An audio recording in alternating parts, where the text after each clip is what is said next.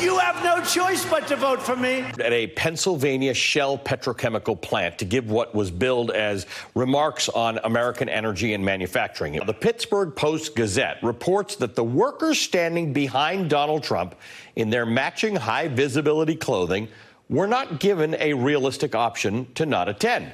The Post-Gazette reports that rules sent to union leaders said attendance was not mandatory, but only those that showed up at 7 a.m., scanned their cards, and prepared to stand for hours through lunch, but without lunch, would be paid. No scan, no pay. These people are standing there as if they all chose to be there. Now that we know the option was to attend or take the day off and not get paid, it casts their presence in an entirely different light. One union leader told the Post-Gazette 1 day of pay might amount to around $700 in pay, benefits, and a per diem payment that out-of-town workers receive. Not only that, they were given a list of rules about their behavior. No yelling, shouting, protesting, or anything viewed as resistance will be tolerated at the event, the paper read. And so these workers stood like props behind the president at an event that was not supposed to be a rally and listened to him say things like this.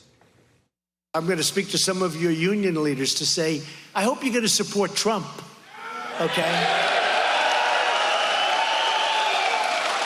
And if they don't, vote them the hell out of office because they're not doing their job. It's true.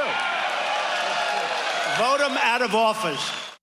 You have thousands of tons of concrete, aluminum, and steel, and nearly 6,000 of the strongest, toughest, and most talented workers anywhere on earth. I know. It was the Trump administration that made it possible, no one else. Without us, you would never have been able to do this.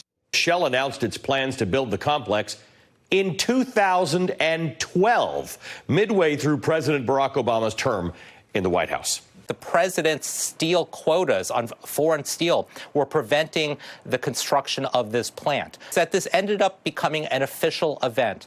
So American taxpayers paid for this entire travesty. Yeah. What they said was, this is not a mandatory event. But if you choose to sit this out, we will pay you for the day off, but it will not count towards overtime that you would have earned for that week. And as you pointed out, that extra overtime potentially amounts to about $700 a day. Not mandatory, but they suffered a pretty severe financial penalty for not attending.